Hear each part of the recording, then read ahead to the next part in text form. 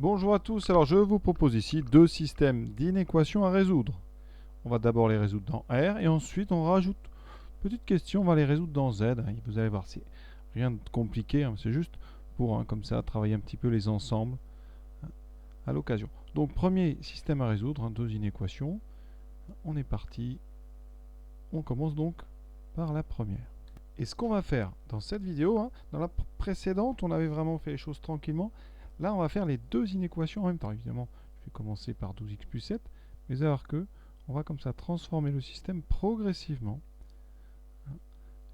ligne par ligne. Donc, alors je vais détailler en dessous, mais à chaque fois, comme ça, je mettrai exactement ce qu'on attend sur votre copie. Alors, la première inéquation, on a donc 12x plus 7. Alors, je vais mettre un petit peu plus haut, comme ça, on va garder un petit peu la rédaction. Donc 12x plus 7 inférieur ou égal à moins 2x plus 40. Alors qu'est-ce qu'il faut faire? Eh bien, il faut d'abord se débarrasser du plus 7. Donc on va enlever 7 des deux côtés. Ça me donnera 12x plus petit que moins 2x plus 40 moins 7. 40 moins 7, ça fait 33. Oui, on essaie de faire ça de tête. Et on va se débarrasser aussi du moins 2x qui est à droite. Donc première étape, vous voyez, j'ai fait moins 7 des deux côtés. Deuxième étape, je vais ajouter 2x des deux côtés. Donc je vais avoir 12x plus 2x, ça me fait 14x plus petit que 33. Et ça, il faut être capable presque de le faire tous, on va dire, assez vite. Voilà. Alors, ce qu'on tolère, par exemple, c'est que l'élève écrive 12x plus 2x plus petit que, plus petit ou égal, on ne perd pas le symbole quand même, plus petit que 40 moins 7. D'accord? Il y a le plus 2x à gauche et le moins 7 à droite. Alors pour certains, on dit que le plus 7 est passé. Alors, les profs n'aiment pas trop parce qu'après on passe tout par soustraction, par multiplication. Alors si vous y tenez, vraiment forcez-vous à dire je passe donc ce plus 7 par soustraction. C'est pour ça qu'on a moins 7. Et le moins 2x, ici je vais le passer par addition, donc plus 2x. Pour le deuxième système, la deuxième inéquation, donc on va garder le moins x. Par contre le moins 17, on va l'enlever en ajoutant 17. Donc vous allez le retrouver de l'autre côté avec le 5. Donc j'ajoute 17, ça fait 5 plus 17. Et ce 5x ici que j'ai à gauche, eh bien, on va le faire entre guillemets passer par soustraction. Donc on va le soustraire des deux côtés. Et donc je vais retrouver moins 5x à gauche. Voilà, ça il faudrait être capable de le faire. Alors ça nécessite pas mal d'entraînement, mais une fois qu'on sait faire, c'est assez tranquille. Et vraiment, j'insiste, n'oubliez jamais vraiment les raisons pour lesquelles vous avez le droit de transformer. Donc je refais une fois. Donc ici, je vais faire plus 17 des deux côtés. Donc ça se transforme d'abord en moins x plus petit que 5x plus 5 plus 17. J'ai rajouté 17.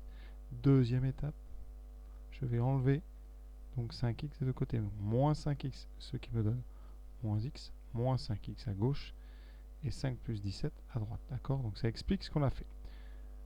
Ensuite, on va réduire chacune des deux inéquations. Ça me donne, pour la première, 12 et 2, 14x, plus petit ou égal à 40 moins 7, 33. Moins x moins 5, ça fait moins 1x moins 5x, ça fait moins 6x, strictement plus petit que 5 plus 17, 22. Voilà. Ça, c'est donc la première grande étape. Deuxième étape, se débarrasser des coefficients qu'il y a devant x dans chacune des inéquations. On a une multiplication entre les deux, donc pour enlever ces nombres, il va falloir diviser. Je rappelle la règle, quand on divise par un nombre positif, ça ne change pas le sens d'une inégalité. Quand on divise par un nombre négatif, ça change son sens. Et donc, pour la première, quand vous allez diviser par 14, 14x, vous allez le diviser par 14, ça va devenir 1 sur 1x, donc 1x, qu'on écrit la plupart du temps x, d'accord? Et ça sera inférieur ou égal à 33 qu'on a divisé par 14, donc 33 sur 14. Vous voyez, certains disent qu'on a passé 14 par division.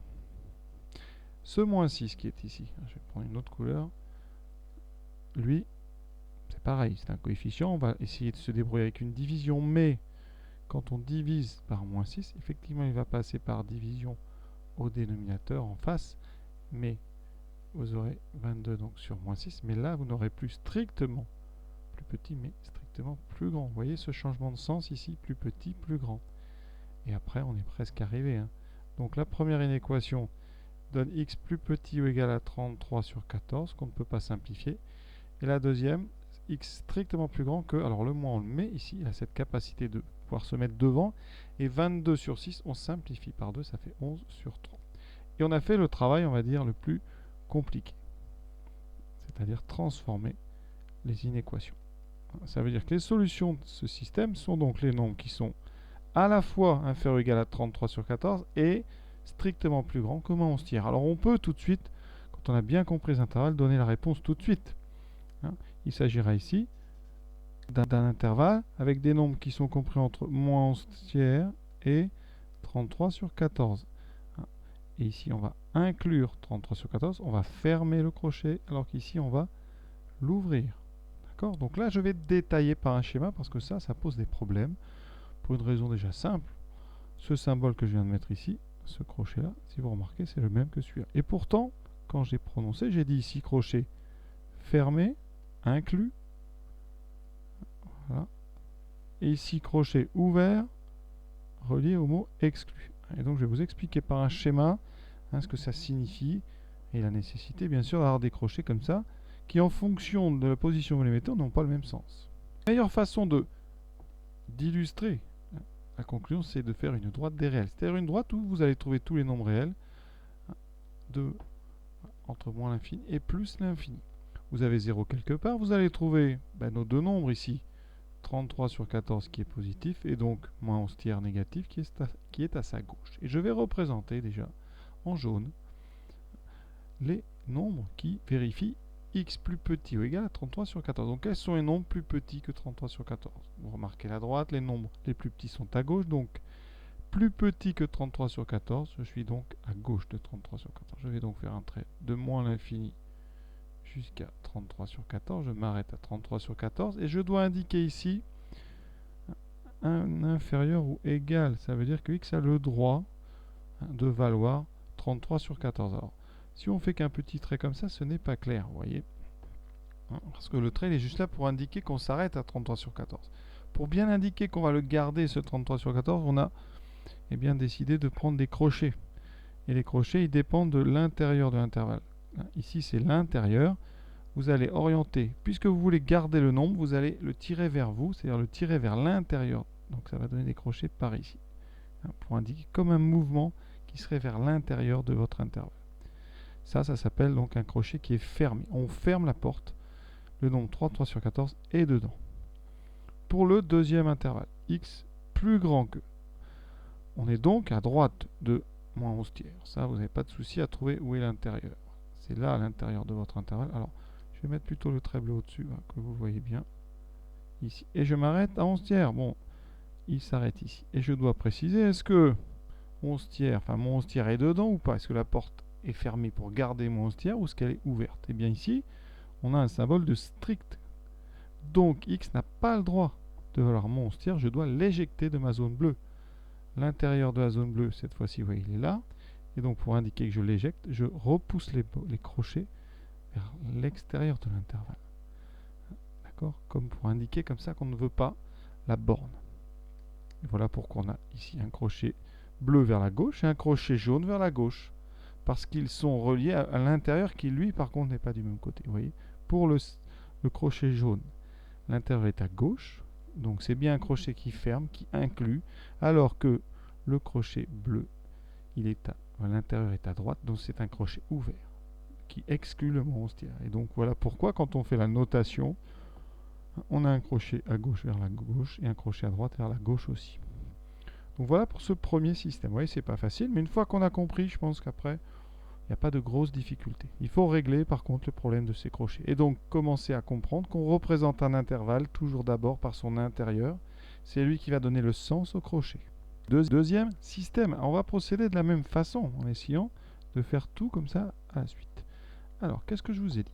On va se débarrasser donc du moins 9 et du 5x. On va les faire passer par soustraction ou addition de l'autre côté si vous voulez. Donc, il faut comprendre que pour enlever 5x, à droite, je dois enlever moins 5, enfin je dois faire moins 5x des deux côtés. Donc j'ai un moins 5x qui va arriver à gauche. Pour l'instant, cette opération-là ne change pas le sens, donc je garde le même symbole au milieu. Je vais garder le 8 qui était déjà, et j'ai maintenant quelque chose qui va arriver. Parce que ce moins 9 qui était à gauche, je vais l'éliminer en faisant plus 9 des deux côtés. J'ai donc un plus 9 qui va arriver. Et ça, il faut bien le comprendre. Et on va faire pareil pour la deuxième inéquation. On va garder 3x. On pense tout de suite que il y a un 11x qui va donc disparaître à droite. Donc à gauche, j'aurai moins 11x. Parce que j'ai enlevé 11x des deux côtés. Le symbole ne changera pas. J'ai le 7 qui est déjà ici. Et je vais avoir ici quelqu'un qui va apparaître. Comme il y a un plus 2 à gauche, je dois faire moins 2 des deux côtés. J'ai donc un moins 2 qui arrive à droite. Étape suivante, je simplifie tout ça. 7 moins 5, ça fait 2x. Plus grand, supérieur ou égal à 8 plus 9, 17. 3 moins 11, alors 3 moins 11, ça fait moins 8. X supérieur ou égal à 7 moins 2, 5. Et on n'a plus qu'à passer à l'étape des divisions. Alors, ici, toujours, par contre, on regarde. 2 est positif, donc ça n'embêtera pas. On peut diviser par 2, ça fait x plus grand que 17 divisé par 2. Et là, attention, moins 8 est négatif. Donc, quand je vais diviser par moins 8, de l'autre côté, j'aurai 5 sur moins 8. Mais attention, le symbole supérieur ou égal va changer de sens. Et on retrouve un inférieur ou égal. Et on n'a plus qu'à faire un petit bilan. X est supérieur ou égal à 17,5. Et en même temps, c'est ça la signification des accolades, en même temps, x est plus petit ou égal à moins 5 sur 8. Là, j'ai juste replacé le moins au bon endroit. Et donc, notre système, eh bien, il est équivalent, il a les mêmes solutions que ce nouveau système beaucoup plus simple à interpréter. Et il reste à conclure en mettant les solutions sous forme d'un intervalle. Alors, pour ceux qui ont bien saisi, je vais donner la réponse tout de suite. On est donc plus grand que 17,5 et plus petit que moins 5 huitièmes en même temps. Est-ce que c'est possible ça? Plus grand que 17,5, plus petit que moins 5 huitièmes. Ça n'est pas possible. Donc ici, vous n'avez pas de solution. Ceci est impossible. Et on va le retrouver par un schéma. Donc il n'y a pas de solution. Et quand il n'y a pas de solution, c'est le fameux symbole qui signifie ensemble 8, c'est un 0 barré. D'accord? Ça, c'est donc le symbole de ce qu'on appelle l'ensemble vide. On utilise cette notation quand il n'y a pas de solution. D'accord? Alors sur un dessin, pourquoi on retrouve ça? Eh bien, quand on fait notre fameuse droite, donc on a de moins l'infini à plus l'infini, on va placer 17,5, on place moins 5 huitièmes, qui évidemment est plus petit, il est négatif. On représente nos deux ensembles ici. Donc x est plus grand ou égal à 17,5. Plus grand ou égal à 17,5, on est à droite de 17,5. On est ici. Au niveau du crochet, on a supérieur ou égal. Donc je dois garder 17,5. Je mets donc les crochets vers l'intérieur. L'intérieur, il est ici. Donc le crochet est vers là. Ensuite, x plus petit ou égal à moins 5 huitièmes. Je prends une autre couleur. Je suis donc à gauche de moins 5 huitièmes. Jusque là. Et ensuite, x est inférieur ou égal. Donc x a le droit d'être égal à moins 5 huitièmes. Moins 5 huitièmes. Et solution, je mets les crochets vers l'intérieur. Mais l'intérieur, il est à gauche. Donc ici, je dois mettre un crochet vers la gauche. Et si vous remarquez, on doit avoir les deux conditions en même temps. On doit trouver des nombres qui sont à la fois dans la zone bleue et à la fois dans la zone jaune. C'est impossible. D'accord? Pas de zone, alors en blanc ça sera mieux. Pas de zone commune. Donc, pas de solution. Et donc la solution, c'est l'ensemble vide. Pour information, ces deux intervalles, le jaune sera noté donc de 17,5 à plus l'infini, ouvert ici, parce que c'est une notation, et on ferme en 17,5. Et vous êtes en train de faire ce qu'on appelle l'intersection. Donc ce fameux symbole ici, qui symbolise qu'on cherche une zone commune aux deux intervalles. Ici, vous faites l'intersection avec la zone bleue, qui a pour notation, donc, de moins l'infini jusqu'à moins 5 huitièmes fermé. Et donc, eh bien, cette intersection, elle est tout simplement égale à l'ensemble vide. Il n'y a pas d'intersection. Et on a terminé avec ces deux systèmes. Et maintenant, on va passer à la résolution. Je vous avais annoncé petit plus. On va résoudre maintenant dans Z. Donc je vais réécrire les solutions du premier système, du deuxième, on va regarder un peu ce qu'on en fait. Alors, pour le deuxième système, tout de suite, on va s'en occuper parce qu'on n'a pas de solution. Donc, on vient de dire qu'il n'y a pas de solution réelle. Et comme les réels, ben, ça contient les entiers, hein, tous les entiers sont tous des réels, ça veut dire qu'il n'y a donc pas de solution entière, donc pas de solution dans Z. D'accord? S'il y avait une solution dans Z, comme Z est réel, vous auriez une solution. Donc là, on a réglé le problème. Maintenant, on revient à notre premier système.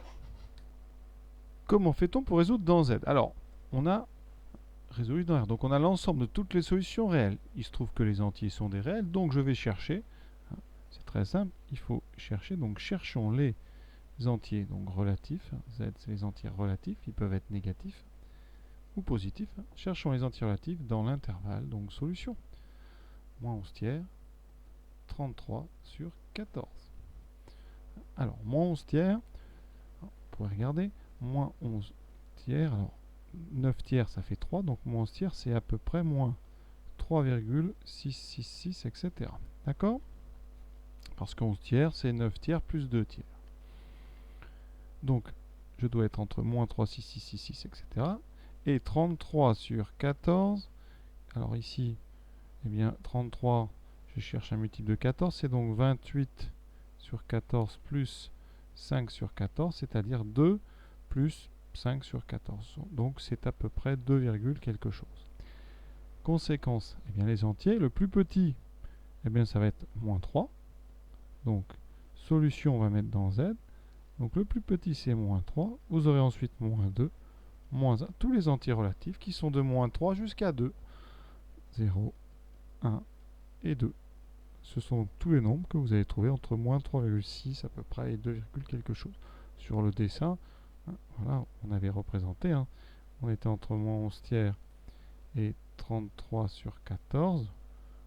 Ici, vous trouvez moins 3. Juste avant ici, vous trouvez 2. Et donc, vous avez comme ça moins 3, moins 2, moins 1, 0, 1 et 2. Et donc, vous n'avez plus qu'à compter. Celui qui est juste avant moins 4 est plus petit, n'est pas bon. Celui qui est après 2, c'est 3. Il n'est pas bon non plus. Donc voilà, vous n'avez que 6 solutions. L'exercice est enfin terminé. Voilà. Je vous souhaite une bonne fin de journée. Je joins à la fin, évidemment, en pièce jointe, la liste des exercices que j'améliore un petit peu à chaque fois. Donc voilà, bon courage à ceux qui veulent travailler. À très bientôt.